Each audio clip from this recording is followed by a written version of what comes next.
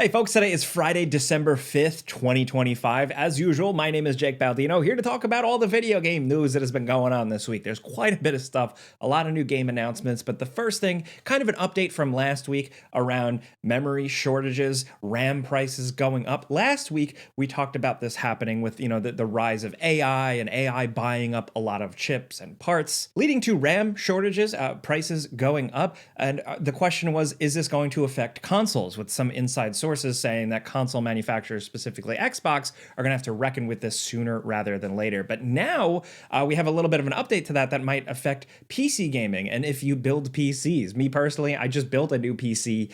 And I did pay out the ass for RAM. I talked about that last week. But the thing here is Micron. Micron is a big legacy United States company. They produce computer memory, data storage, all that types of stuff. And they just announced that they're essentially exiting a significant part of that business. You may or may not know this, but Micron's division of consumer products for RAM and SSDs and hard drives, stuff like that, is called Crucial. And they're shutting down Crucial, which sounds crazy. They are winding down this brand, and The Verge reports, and I quote, Micron says winding down its consumer-focused business will, quote, improve supply and support for our larger strategic customers in faster-growing segments, aka AI companies, in The Verge's words. And I agree with that. They are following the money. Now, the question is that a short-term move? Is it a short-sighted move, or is it a bigger play? I have no idea. I'm not like an analyst in that regard, any finance company stuff at all. But this is significant for people who build PCs, people who buy PCs, small businesses that put together PCs, rely, like a lot of that stuff. Now, essentially, there is one less large company pumping these things out, RAM, SSDs, stuff like that, leading to another blow that has recently been the conversation of prices of RAM and memory for all of our consumer goods going up. Like I said, last week, I was a victim of buying RAM at the worst possible time, and it seems like with this news, I don't want to gloom and doom things, but things are probably going to get worse. How bad? We don't know for sure. People talk about the AI thing. Is it going to either last forever, or is it a bubble that's going to pop any day now? I have no way of knowing. All I know is that this place sucks sometimes. But on a more positive note, the Game Awards is next week, and whether you like to argue about like what wins Game of the Year or not, the big thing is game announcements coming. We always get something good, and this year, I know some things off the record that do seem pretty exciting. I'll let people be surprised, but the big thing, the biggest point of speculation has been Jeff Keighley tweeting out this thing, okay? So apparently, and people went to go see this, it is real, this giant creepy monolith out in the desert that is definitely promoting or teasing some sort of reveal of something. Now, at first glance, it could be a million things, right? People thought it was Saros. People think maybe it's Diablo 4 expansion.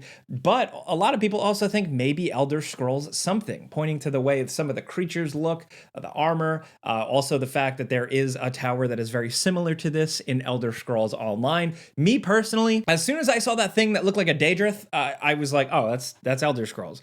But who knows? I mean, it could be anything. There are a lot of really interesting theories out there. Cory Barlog came out and said it's not God of War related, but I've also seen some really good theories about how it still possibly could be. Also, I've seen like a crazy theory that it's a new Devil May Cry thing. I love this. This just feels like good old-fashioned fun speculation.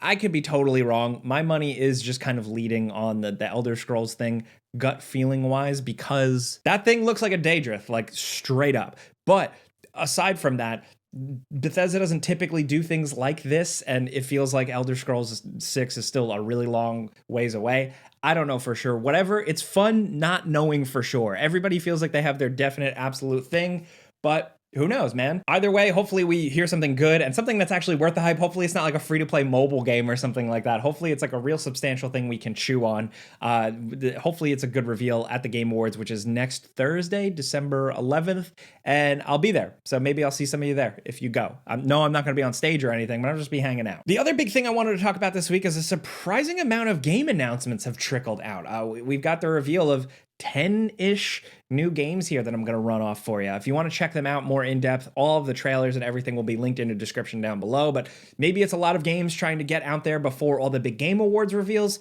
I don't know for sure, but there's some interesting stuff here, different types of genres. The first thing is the Godslayer. This made a splash with this gameplay trailer because this is kind of like an open world, fantasy, kind of medieval, kind of steampunk Avatar game. And I mean, not the blue guys, the Na'vi and Praise Awa. No, I'm talking Avatar, like the Airbender. Because essentially this guy you're playing as in this open world, you're running on rooftops, but you're also using like fire and ice powers. And it looks pretty freaking cool. There's some interesting combat, some really great visuals, and again, like some kind of open world experience. And this is from a newer Chinese-based studio. China, once again, continues to kind of be powering in here, providing games that are like big graphical showcases, but also just traditional style games, like open world, single player, action adventure, stuff like that. This is part of PlayStation's China Hero Project initiative, PlayStation investing in studios in China and elsewhere. And right now it seems like this is going to be slated for PS5 and PC. Along with that, something totally left field, the guys at New Blood did it again with this. This is Dungeons of Dusk. You know, Dusk, the retro style boomer shooter. It's a great first person shooter. This is a spin-off game that kind of takes place in between stuff. And it is a turn-based old school style dungeon crawler game. So it's still got the same vibe, the same visuals, the same gore, the same music, most importantly. And this looks pretty sick. Speaking of sick, Arms of God. This looks like a top-down kind of like Diablo style game where you're like this badass future warrior with like a cross on his back and guns and all kinds of crazy shit. The best YouTube comment for this is when a tech priest reads the Bible. This is pretty interesting, and there is a demo right now on Steam. Maybe I'll try and check that out this weekend. Also, we got a very simple announcement of Total War Medieval 3. The franchise is back. We got this announcement from Sega, from Creative Assembly, and it's really just essentially them saying it's in early development. It's happening. This is pretty big for a lot of people. People have been waiting for this. They're going back to medieval, and it's potentially going to be awesome. Hey, now, next up, before we keep going, this video is sponsored by Novium. Check out their hover pen. Look at this. So if you don't know, Novium creates unique, innovative, and just really stylishly designed products. They've got some real creativity to them, and I've been using the hover pens to write stuff down by my desk for a long time now. Specifically, I've been rocking the Hover Pen Interstellar Edition. This is just a sharp thing here. Elegantly designed with a nice hover effect on its stand, just really premium feeling. They look cool as hell. They look like they belong on the deck of the Normandy or the Citadel from Mass Effect, and they write really well. In fact, the Hover Pen Interstellar received the Time Award for one of the best innovations. It comes in 4 different colors: Space Black, Starlight Silver, Neptune Blue, and Mars Magma. Plus, they also offer a premium version that features, I kid you not, a real authentic meteor shard embedded in the tip. It is so cool, but if you prefer something like a rollerball or fountain pen, check out the Hover Pen Future, which is just a bit more futuristic looking. I've been using these pens for a while. We've recommended them in the past, but they also make great gifts. I got one for my dad. He loves having this thing at his desk. It's this cool little conversation starter. Just a premium product if you want to give somebody something that just feels quality. And now is a good time because for 48 hours, you can enjoy 15% off Novium hover pens using the code gameranx. Just click the link in the description down below to check it out and go for it. Again, for 48 hours, you can get 15% off all hover pens by clicking the link in the description down below and using code gameranx. Check it out. Hope you enjoy, and big thanks to Novium for sponsoring this video. Now back to the news. Also, check out this. It seems like more of an indie game. It's called Scarven. This is a first-person, I guess, spooky survival horror style game. We got a very small tease, but it's very atmospheric, very cool, and it's also kind of got that retro PS1 style graphics, like the pixelated kind of blocky textures, but with modern lighting and stuff like that. That's an aesthetic I really enjoy. It's definitely designed to get into like my brain, like the nostalgia. Am I an easy mark? Is it taking advantage of me? Sure, but just a first-person kind of survival horror game, I'm always on board for them, regardless of what they look like. Also, Scarven as a name for a game just sounds kind of cool. Also, check out a new Carmageddon. Yes, a new Carmageddon. This is Carmageddon Rogue Shift. It's coming in early 2026, and it looks kind of different. It definitely looks like a different aspect for the franchise. It's got zombies and stuff. The reactions to this so far are kind of mixed, but I'm just curious to see how this goes because I like car violence anyway. Also, check this shit out. This is SAMSON. This looks crazy. If it's as good as it looks.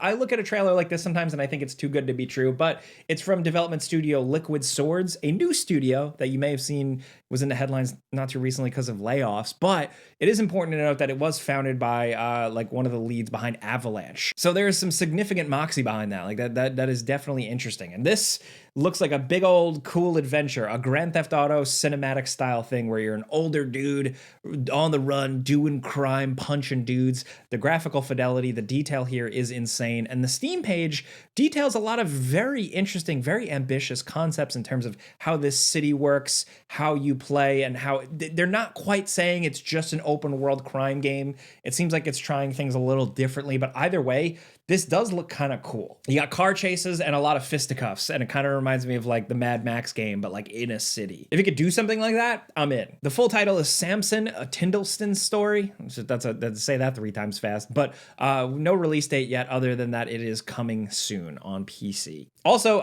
SOL or Soul Shogunate. This is a PS5 game and it looks crazy. What if a samurai Ghost of Tsushima type character was like in the future with robots and shit? It looks pretty over the top and crazy combat wise and like kind of like action adventure exploration. It's kind of giving me Stellar Blade vibes in that way, but I think it definitely could have something here. Weirdly enough, not enough space samurai games, so I'll give it a shot. Also, on the more indie AA side, check out Plague Doctor, A Life in Pestilence.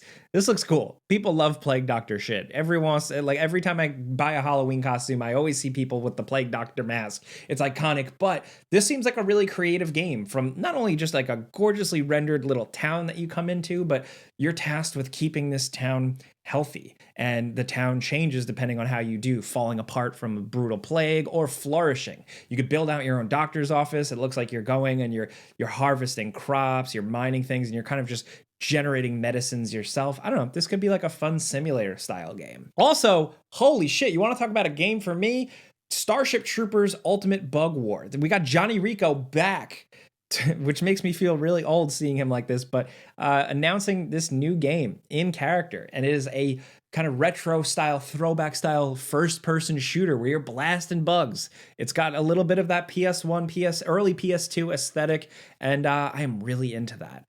There's been some pretty cool moves with the Starship Troopers brand for video games recently, and I really hope that this one really understands it and is fun, because this reveal is pretty cool. Also, in case you missed it, just a brief thing, Netflix is acquiring Warner Brothers Discovery. Yes, one giant company is once again gobbling up another company. Who knows what that's actually going to end up looking like. I could talk all day about that, but this is not a movie YouTube channel. Check out my other channel for that. But the big thing here, a lot of people are talking about, is Warner Brothers Games, the game studios, right? There's so many under that umbrella. The big thing here that I saw floating around early was that it was separate, but GameDeveloper.com has gotten clarification. Netflix is acquiring Warner Brothers Games. The video game division will be acquired by Netflix alongside its wider streaming and television business. So there you have it. Traveler's Tales, NetherRealm, Rocksteady, like all the things that they're working on, all of that will, I guess, be a part of Netflix, which is significant because Netflix for years has been trying to get in on the video game money action, get a slice of that pie, but they haven't really broken in. So they're buying their way in. I made this joke on social media, I'm sorry, but like $82.7 billion, this massive deal, they paid a lot to get access to the Nemesis system. Hopefully they use it. Honestly, with a big company buying another big company, I just hope they don't it up. Don't like the Warner Brothers already couldn't even get like a Wonder Woman game off the ground. So I'm just saying, like,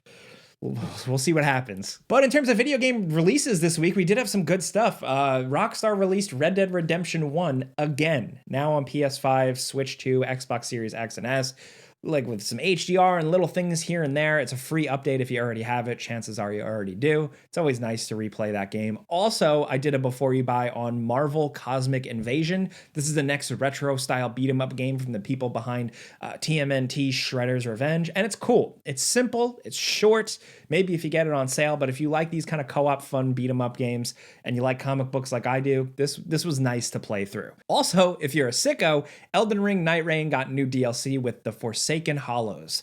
Sounds like a place I want to live. And don't miss the fact that Metroid Prime 4 is finally out after what feels like a decade of waiting. The game is out, and I did a before you buy on it, and to be honest, It's fine. It is not the end all be all game that feels like it was worth that long of a wait.